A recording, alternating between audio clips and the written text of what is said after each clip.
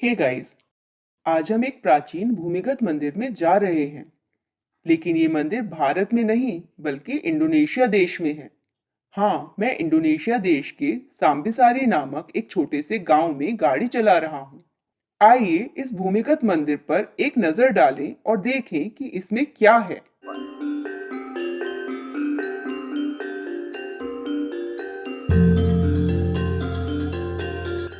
अब हम सांबिसारी गांव पहुंच गए हैं और आप इन गाड़ियों को गुजरते हुए देख सकते हैं और आप यहाँ दुकानें देख सकते हैं। तो यह सांबिसारी गांव का जमीनी स्तर है। अब मैं आपको वह प्राचीन मंदिर दिखाता हूँ जो उन्हें मिला था।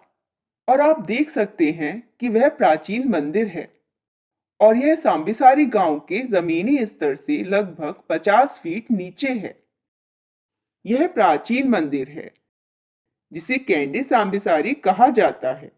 और यह मंदिर कितना पुराना है? पुरातत्वविदों का कहना है कि यह मंदिर 9वीं शताब्दी में बनाया गया था, यानी 1200 साल पुराना है। लेकिन स्थानीय लोगों का कहना है कि यह मंदिर इस अनुमान से 10 गुना पुराना हो सकता है, यानी कि यह मंदिर 12,000 साल पहले बनाया गया होगा। आइए एक नजर डालें और देखें कि अंदर क्या है।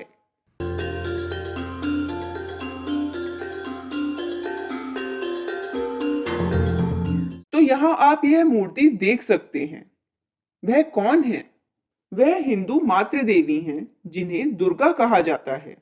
यहाँ आप उन्हें चक्र और त्रिशूल के साथ देख सकते हैं और यहाँ आप उनके नीचे एक भैंस देख सकते हैं। उनके नीचे भैंस के बाहर एक राक्षस बाहर आ रहा है।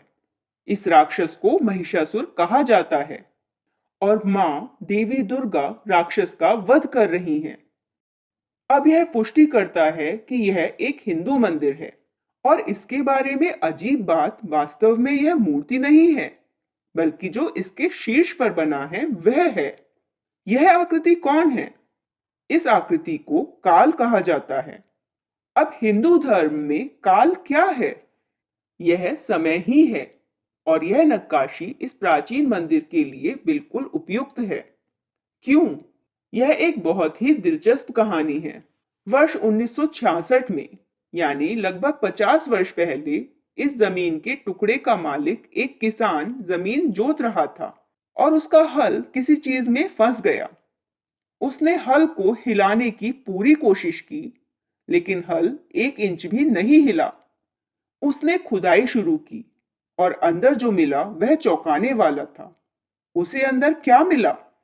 उसे कुछ ऐसा मिला जो कि बिल्कुल इस तरह दिखता है। उन्हें कुछ ऐसा मिला जो लिंगम जैसा दिखता है।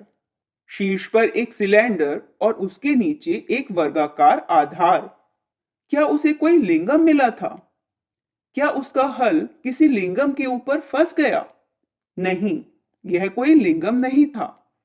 उसका हल मंदिर के शीर्ष पर अटक गया था।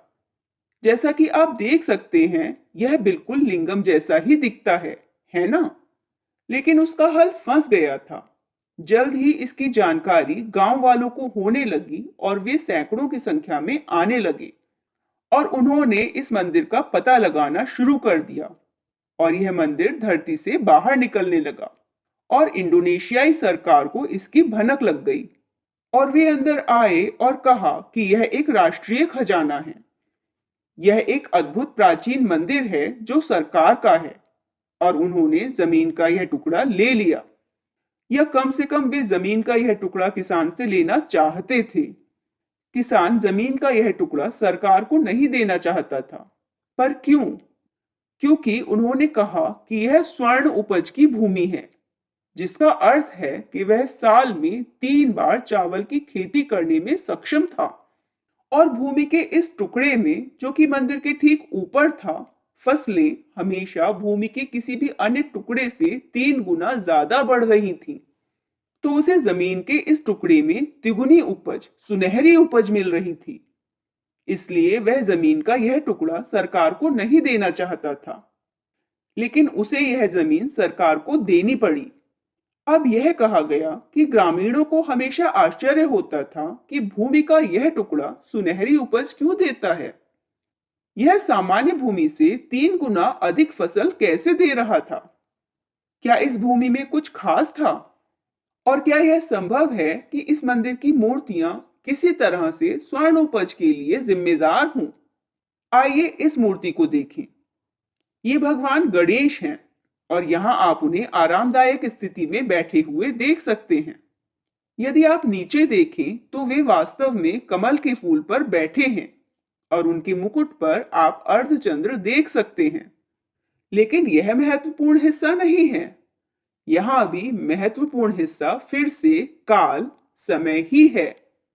अब कहानी 1966 में खत्म नहीं हुई, क्योंकि 11 साल बाद 1977 में पुरातत्वविद अभी भी मंदिर का पता लगा रहे थे और उन्हें कुछ अभूतपूर्व चीज मिली।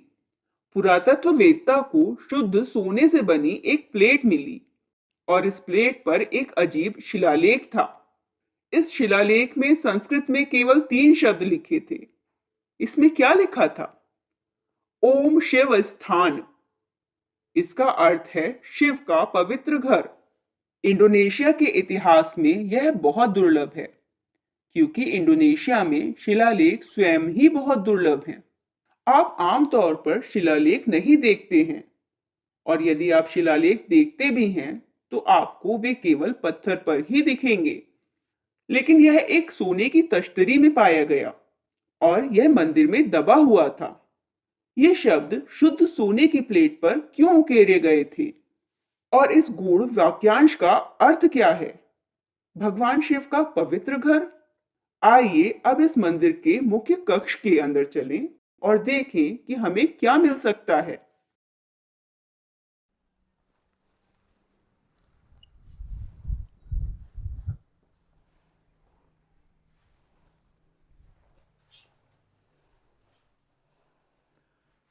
वाह, यह अद्भुत है।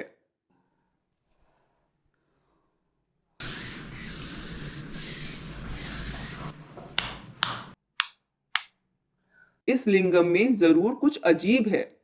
अब जैसा कि आप देख सकते हैं कि यह लिंगम मुझसे भी लंबा है। शायद यह लगभग 6 फीट लंबा है। इसके केंद्र में एक सिलेंडर है और इसके चारों ओर एक विशाल वर्गाकार आधार है। अब यहाँ आप एक बहुत ही अजीब जानवर देख सकते हैं। क्या यह सांप है या यह ड्रैगन है? नुकीले दांतों को देखिए। इसके दांतों को देखिए। यह इतना चमकीला है कि यह आंशिक रूप से मगरमच्छ जैसा दिखता है, लेकिन यह सांप जैसा भी दिखता है और ड्रैगन जैसा भी दिखता है। इसके शरीर और शीर्ष पर मौजूद शल्कों को देखिए। यहाँ शीर्ष पर कुछ अजीब है। यह कमल का फूल है जो समृद्धि का प्रतीक है। और कुछ और भी अजीब है। कमल के फूल के ऊपर यह एक कछुआ है। क्या आप कछुए का चेहरा और कछुए का खोल और उसके पैर देख सकते हैं? ऐसा लगता है कि हमें इस लिंगम पर बहुत सारी जानकारी मिलने वाली है। और यह लिंगम का किनारा है। और आइए देखें कि हम क्या पा सकते हैं। यहाँ काफी अंधेरा है, इसलिए मैं अपनी टॉर्च का उपयोग करने जा रहा हूँ।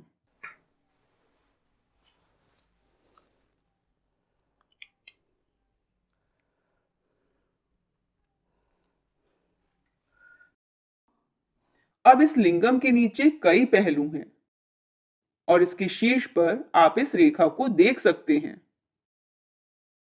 यह रेखा जो एक लहर की तरह जाती है, यह इस तरह जाती है और फिर यह इस तरह जाती है। यह एक बहुत ही दिलचस्प विवरण है। अब लेकिन वाह, वाह, वाह, यह क्या है? यह क्या है? क्या वह सोना है? क्या वह सोना है? क्या हम वास्तव में इस पर सोने के निशान देख रहे हैं? क्या ये सोने के निशान हैं? हाँ, मैं कहूंगा कि यह सोने के निशान जैसा दिखता है। ऐसा लगता है कि इस लिंगम पर सोने के कुछ निशान लगे हुए हैं। मुझे नहीं पता कि यह वास्तव में प्राचीन है या यह कोई नई चीज है या किसी ने यहाँ कुछ नया डाल दिया है, लेकिन यहाँ यह निश्चित रूप से थोड़ा सा सोने जैसा दिखता है। अरे रुकिए, और भी बहुत कुछ है। आप सोने के और भी निशान देख सकते हैं। मुझे नहीं लगता कि यह कोई हाल की बात है दोस्तों। मुझे लगता है अरे यहाँ भी, ओह यहाँ भी, मैं सोने के और भी निशान देख सकता हूं। यह अविश्वसनीय है। इसका मतलब है कि एक समय पर प्राचीन बिल्डर सोने के पाउडर का इस्तेमाल करते थे और इस लिंगम को उस पाउडर वाले सोने से ढक देते थे। और आपने प्राचीन कहानियों में सुना होगा कि किस तरह इंका देवता सोने के पाउडर से ढके होते थे। क्या इंडोनेशिया के प्राचीन हिंदू भी ऐसे ही अनुष्ठान करते थे? क्या उन्होंने पिसा हुआ सोना लिया और पत्थर के लिंगम को पिसे हुए सोने से ढक दिया? बहुत शानदार। मैं पूरे लिंगम पर सोने के धब्बे देख सकता हूं। और यहां ऊपर भी देखिए, 1, 2, 3, मैं सोने के 3 टुकड़े देख सकता हूं। इसका मतलब है कि 1200 साल पहले इस लिंगम को बनाने वाले प्राचीन बिल्डरों ने सोने का पाउडर लिया और पूरे लिंगम को इससे ढक दिया। और क्योंकि यह लंबे समय से दबा हुआ था, इसलिए हम केवल सोने के निशान ही देख पा रहे हैं। यह अविश्वसनीय है। हमें नहीं पता कि इंडोनेशिया के पुरातत्वविदों ने इसकी खोज की है या नहीं। यह शानदार है। मेरा मतलब है, मैं इससे बहुत ही अभिभूत हूं। मैं इस लिंगम पर सोने के अधिक धब्बे, सोने के और अधिक निशान देख सकता हूं और मुझे यकीन है कि यह यहाँ आने वाले सभी आगंतुकों को दिखाई नहीं देगा, क्योंकि यहाँ बहुत अंधेरा है और कोई भी टॉर्च का उपयोग नहीं करेगा और इस लिंगम को इतने करीब से नहीं देख पाएगा। लेकिन सवाल यह है कि प्राचीन बिल्डरों ने ऐसा क्यों किया? उन्होंने एक पत्थर का लिंगम क्यों लिया और फिर उसे सोने से क्यों मढ़ दिया? इससे भी महत्वपूर्ण बात यह है कि क्या यही कारण है कि यह भूमि इतनी उपजाऊ हो गई? क्या यही कारण है कि यह भूमि अन्य भूमि के टुकड़ों की तुलना में 3 गुना फसल अधिक देने में सक्षम थी? आकर्षक।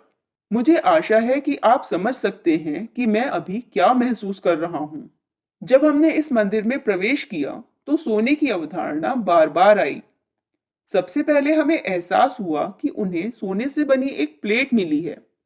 उन्होंने इसे 1977 में पाया और यह प्लेट शुद्ध सोने से बनी थी। इसके बाद हमने उस किसान के बारे में बात की जिसने सोचा था कि यह सोने की उपज वाली भूमि है, और आखिरकार हमें यह लिंगम मिला जिसमें 1200 साल बाद भी सोने के निशान हैं। मुझे लगता है कि मैंने अभी अभी कुछ बहुत ही अजीब ढूंढ लिया है। इस सब का क्या मतलब है? क्या ये सब महज संयोग है या क्या हम अपनी समझ से परे किसी शानदार चीज को देख रहे हैं? कृपया मुझे अपने विचार कमेंट सेक्शन में बताएं। मैं प्रवीण मोहन। देखने के लिए बहुत बहुत धन्यवाद। सब्सक्राइब करना ना भूलें और मैं आपसे जल्द ही बात करूंगा। बाय।